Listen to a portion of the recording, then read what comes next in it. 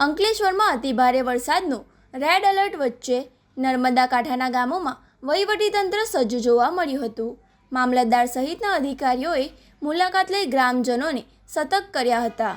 સ્થિતિની ગંભીરતાને ધ્યાને રાખી મામલતદાર રાજન વસાવા અને તાલુકા પંચાયતના પ્રમુખ વિવેક ભરડીવાલાએ પોતાની ટીમ સાથે સરફરુદ્દીન, જૂના બોરભાઠા અને જૂના ધંતુરિયા સહિતના નર્મદા કાંઠાના ગામોની મુલાકાત લીધી હતી.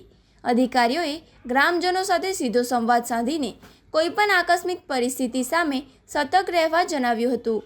તેમજ અત્યંત આવશ્યક કામ સિવાય ઘરની બહાર ન નીકળવા અપીલ કરી હતી.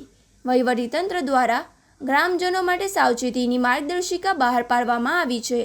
નદી, નાળા, તળાવ, ડેમ અને પાણી ભરાયેલા વિસ્તારોમાં જવાનું ટાળવું.